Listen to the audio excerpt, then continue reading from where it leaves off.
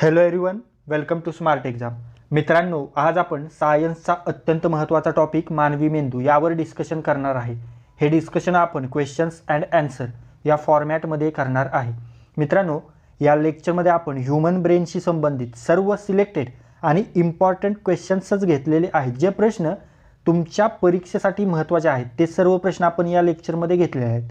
आणि हे लेक्चर पाहिल्यानंतर तुम्हाला मानवी मेंदू हा टॉपिक क्लिअरली शुअरली 100% क्लिअर होणार आहे. आणि हे लेक्चर पाहिल्यानंतर तुम्हाला मानवी मेंदूशी संबंधित कोणताही प्रश्न विचारला तरी तो सांगता येणार आहे. आजच्या लेक्चरचा पहिला प्रश्न आहे, मानवी शरीरात मेंदूचे वजन सुमारे डॅश डॅश असते. योग्य उत्तर आहे पर्याय क्रमांक 1, 1300 ते 1400 ग्रॅम असते. जसजसे वय वाढते तसतसे मेंदूचे वजन घटते आणि शरीराच्या वजनाच्या 1.46% मेंदू असतो. हाही पॉईंट लक्षात ठेवा. समोरचा प्रश्न पाहू. प्रौढ मानवाचा मेंदू किती चेतापेशींचा बनलेला असतो? योग्य उत्तर आहे पर्याय क्रमांक 3, सुमारे 100 अब्ज 100 बिलियन चेतापेशींचा बनलेला असतो. मेंदूचा पूर्ण विकास वयाच्या 6व्या वर्षी होतो व त्यात सुमारे 300 अब्ज चेतापेशी असतात. हाही पॉईंट लक्षात ठेवा. आणि मानवी मेंदू कवटीच्या हाडांमध्ये सुरक्षित असतो. समोरचा प्रश्न, खालीलपैकी कोणते भाग मानवी मेंदूमध्ये असतात? योग्य उत्तर आहे पर्याय क्रमांक 4, वरील सर्व. अग्रमस्तिष्क, मध्य मस्तिष्क आणि पश्च मस्तिष्क हे मानवी शरीराचे 3 व महत्त्वपूर्ण भाग आहेत. समोरचा प्रश्न, अग्रमस्तिष्काचे भाग कोणते? योग्य उत्तर आहे पर्याय क्रमांक 5, वरील सर्व.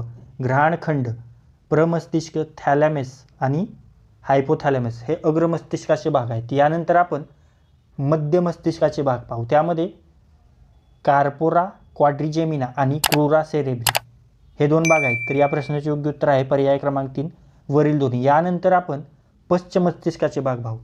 पश्च मस्तिष्क यामध्ये अनुमस्तिष्क, पोन्स व्हॅरोलाय आणि मस्तिष्क पुच्छ या 3 भागांचा समावेश आहे. तर या प्रश्नाचे योग्य उत्तर आहे पर्याय क्रमांक 4, वरील सर्व. समोरचा प्रश्न पाहू. आपल्या मेंदूतील ब्रोकाच एरिया जो बोलण्याचे कार्य नियंत्रित करतो अशा मोटर स्पीच एरियाचे स्थान मेंदूत कोणत्या प्रभागात आढळते? योग्य उत्तर आहे पर्याय क्रमांक 1, प्रमस्तिष्क. तर प्रमस्तिष्क हा बोलण्याच्या कार्यास मदत करत असतो. म्हणजे ज्या आपल्या गळ्यातील व्होकल कॉर्ड आहे त्यांच्या हालचालींवर नियंत्रण ठेवण्याचं कार्य प्रमस्तिष्क करतो. हे सिंपली लक्षात ठेवा. समोरचा प्रश्न, मानवी मेंदूतील सर्वात मोठ्या भागाचे नाव काय आहे? योग्य उत्तर आहे पर्याय क्रमांक 3, वरील दोन्ही. प्रमस्तिष्क ज्यालाच इंग्रजीमध्ये सेरेब्रम म्हणतात. तर हाच सेरेब्रम मानवी मेंदूतील सर्वात मोठा भाग आहे. आता प्रमस्तिष्क हा भाग 2 अर्धगोलात म्हणजे 2 हेमिस्फिअरमध्ये विभागलेला असतो. हा मेंदूचा सर्वात मोठा भाग आहे. तर मेंदूचा 2/3 भाग या भागाने व्यापलेला आहे. म्हणजेच किती? 66.66%.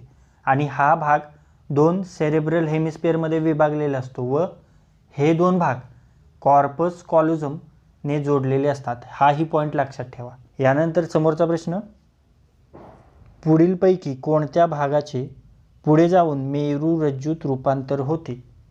योग्य उत्तर आहे पर्याय क्रमांक 3, मस्तिष्क पुच्छ. तर मस्तिष्क पुच्छ या भागाचे पुढे मेरुरज्जूत रूपांतर होते. त्यानंतर समोरचा प्रश्न पाहू. मेंदूचा कोणता भाग ऐच्छिक हालचालींचे नियंत्रण करतो? योग्य उत्तर आहे पर्याय क्रमांक 1, प्रमस्तिष्क. आता पहा, प्रमस्तिष्क यालाच काय म्हणतात? अग्रमस्तिष्क, फोरब्रेन. तर ऐच्छिक हालचालींचे नियंत्रण कोण करते? तर ते करतं प्रमस्तिष्क. यानंतर मेंदूचा कोणता भाग ऐच्छिक हालचालींमध्ये सुसूत्रता आणण्याचे कार्य करतो? काय पहा, ऐच्छिक हालचालींमध्ये सुसूत्रता आणण्याचे कार्य कोण करतं? तर ते करतं अनुमस्तिष्क. म्हणजे याचं योग्य उत्तर आहे पर्याय क्रमांक 2, अनुमस्तिष्क. समोरचा प्रश्न, मेंदूचा कोणता भाग अनैच्छिक क्रियांचे नियंत्रण करतो? म्हणजे ज्या क्रिया अनैच्छिक रीतीने होतात त्यांचे नियंत्रण कोण करतं? त्यांचे नियंत्रण करते मस्तिष्क पुच्छ. म्हणजे योग्य उत्तर पर्याय क्रमांक 3, मस्तिष्क पुच्छ. मित्रांनो, जर हे लेक्चर तुम्हाला युजफुल वाटत असेल, हा कॉन्टेंट तुम्हाला युजफुल वाटत असेल तर लाईक करा. आणि हे लेक्चर तुम्ही पहिल्यांदाच आपल्या चॅनलवर पाहत असाल तर प्लीज सबस्क्राईब करा. आणि हे लेक्चर आपल्या कमीत कमी 10 मित्रांसोबत शेअर करा. समोरचा प्रश्न, पिनियल ग्रंथी मानवी मेंदूमधील कोणत्या भागात आढळते? योग्य उत्तर आहे पर्याय क्रमांक 2 अग्रमस्तिष्क. पिनियल ग्रंथी मानवी मेंदूमधील अग्रमस्तिष्क या भागामध्ये आढळते. यानंतर समोरचा प्रश्न पाहू. मेंदूच्या पश्च मस्तिष्क भागात कशाचा समावेश असतो? योग्य उत्तर आहे पर्याय क्रमांक 4 वरील सर्व. मेंदूच्या पश्च मस्तिष्क भागात अनुमस्तिष्क, पोन्स, व्हॅरोलाय आणि मस्तिष्क पुच्छ यांचा समावेश असतो. समोरचा प्रश्न. मेंदूच्या एकूण वजनाच्या अनुमस्तिष्काचे वजन डॅश डॅश असते. योग्य उत्तर आहे पर्याय क्रमांक 3 11% असते. अनुमस्तिष्काचे वजन मेंदूच्या वजनाच्या 11% असते. समोरचा प्रश्न. भूक, पाण्याचा समतोल, शरीराचे तापमान इत्यादींचे नियंत्रण केंद्र कोणत्या ठिकाणी असते? योग्य उत्तर आहे पर्याय क्रमांक 2 हायपोथॅलेमस येथे असते. समोरचा प्रश्न. मानवी मेंदूतील कोणत्या भागाला रिले सेंटर म्हणतात? योग्य उत्तर आहे पर्याय क्रमांक 1 थॅलेमस. मानवी मेंदूतील रिले सेंटर आहे थॅलेमस आणि भूक, पाण्याचा समतोल, शरीराचे तापमान इत्यादींचे नियंत्रण केंद्र कोणते? तर ते आहे हायपोथॅलेमस. पुढे पाहू. ईईजीचा उपयोग कशाशी संबंधित आहे? योग्य उत्तर आहे पर्याय क्रमांक 2 मेंदूशी संबंधित आहे. ईईजीचा फुल फॉर्म काय? तर तो आहे इलेक्ट्रो इन्सेफॅलोग्राम. कोणता? इलेक्ट्रो इन्सेफॅलोग्राम. आणि हृदयाचा संबंध कशाशी आहे? तर तो आहे ईसीजीशी. ईसीजी इलेक्ट्रोकार्डिओग्राम. कोणता? इलेक्ट्रोकार्डिओग्राम. पुढे पाहू. मानवी शरीरातील कोणत्या अवयवाचे प्रत्यारोपण करता येत नाही? योग्य उत्तर आहे पर्याय क्रमांक 3 मेंदू. मानवी शरीरातील मेंदू या अवयवाचे प्रत्यारोपण करता येत नाही. पुढचा प्रश्न. मानवी मेंदू शरीरातील ज्या भागात सुरक्षित राहतो त्या भागाला काय बोलतात? योग्य उत्तर आहे पर्याय क्रमांक 2 क्रॅनियम. तर मानवी मेंदू ज्या भागात सुरक्षित राहतो त्या भागाला बोलतात क्रॅनियम. पुढचा प्रश्न. मानवी मेंदूमध्ये ध्वनी संवेदना साधारणतः किती वेळ राहतात? योग्य उत्तर आहे पर्याय क्रमांक 3 0.1 सेकंद राहतात. पुढचा प्रश्न. मेंदूच्या अभ्यासाला काय बोलतात? मेंदूच्या अभ्यासाला बोलतात न्यूरोलॉजी. योग्य उत्तर पर्याय क्रमांक 1 न्यूरोलॉजी. समोरचा प्रश्न. मेंदूच्या सुरक्षेसाठी मेंदूच्या वरील भागात किती लेयर असतात? योग्य उत्तर आहे पर्याय क्रमांक 2 3 लेयर असतात. आता ते लेयर कोणते ते पहा. मेंदूच्या सुरक्षेसाठी असलेले 3 लेयर कोणते? योग्य उत्तर पर्याय क्रमांक 4 वरील सर्व. ड्युरा मॅटर, अरेकनॉइड आणि पिया मॅटर. पुढे पाहू. मानवी मेंदूमध्ये IQ पॉवरचे नियंत्रण कोणाद्वारे केले जाते? योग्य उत्तर आहे पर्याय क्रमांक 3 हायपोथॅलेमसद्वारे केले जाते. समोरचा प्रश्न. मित्रांनो, लेक्चरला अजूनपर्यंत लाईक केले नसेल तर प्लीज लाईक करा, नंतर तुम्ही विसरून जाता. मानवी मेंदूमध्ये चेतनाशक्तीचे नियंत्रण कोणाद्वारे केले जाते? योग्य उत्तर आहे पर्याय क्रमांक 1 सेरेब्रम. मानवी मेंदूमध्ये चेतनाशक्तीचे नियंत्रण सेरेब्रमद्वारे केले जाते. समोरचा प्रश्न. मानवी मेंदूमध्ये स्मरणशक्तीचे नियंत्रण कोणाद्वारे केले जाते? योग्य उत्तर आहे पर्याय क्रमांक 1 सेरेब्रमद्वारेच केले जाते. पुढे पाहू. मानवी मेंदूमध्ये प्रेरक संकेत देण्याचे कार्य कोणाद्वारे केले जाते? योग्य उत्तर आहे पर्याय क्रमांक 2 थॅलेमस. थॅलेमसद्वारे मानवी मेंदूमध्ये प्रेरक संकेत देण्याचे कार्य केले जाते. समोरचा प्रश्न. मानवी मेंदूमध्ये संवेदी संकेत कोणाद्वारे दिले जातात?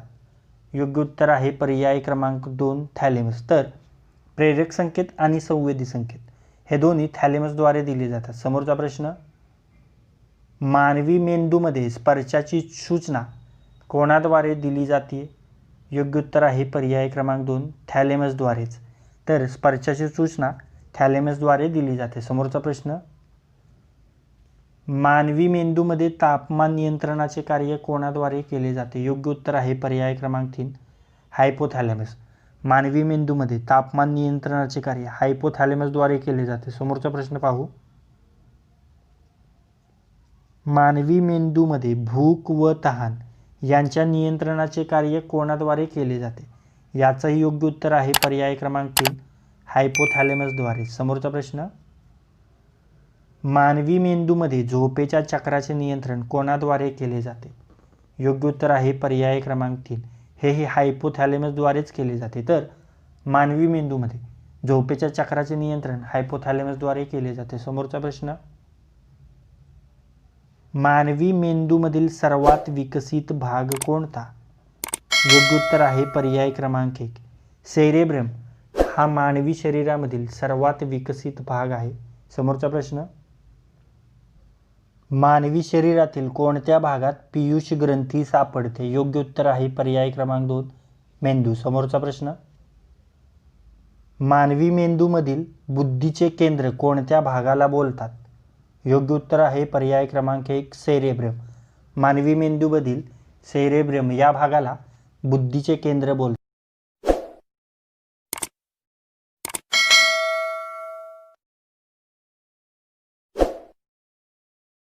समोरचा प्रश्न, एखादा व्यक्ती मृत्यू पावल्यानंतर मेंदू किती मिनिटांपर्यंत जिवंत राहू शकतो? योग्य उत्तर आहे पर्याय क्रमांक 4, 4 ते 6 मिनिटांपर्यंत मेंदू जिवंत राहतो. समोरचा प्रश्न, आपल्या मेंदूतून दर मिनिटाला डॅश डॅश मिली इतके रक्त वाहते? योग्य उत्तर आहे पर्याय क्रमांक 3, 750 ते 1000 मिली. तर आपल्या मेंदूतून दर मिनिटाला 750 ते 1000 मिली इतके रक्त वाहते. पुढे पाहू, आपल्या मेंदूचा सर्वात मोठा भाग कोणता? योग्य उत्तर आहे पर्याय क्रमांक 4, प्रमस्तिष्क. प्रमस्तिष्क हा आपल्या मेंदूचा सर्वात मोठा भाग आहे. पुढचा प्रश्न, आपल्या मेंदूच्या डॅश डॅश भागाला विचार प्रक्रियेचे क्षेत्र असे म्हणतात? योग्य उत्तर आहे पर्याय क्रमांक 2, प्रमस्तिष्क. तर आपल्या मेंदूच्या प्रमस्तिष्क या भागाला विचार प्रक्रियेचे क्षेत्र असे म्हणतात. तर हे तर झाले सगळे मानवी मेंदूशी निगडीत प्रश्न. आता आपण मानवी मेंदूची रचना पाहू.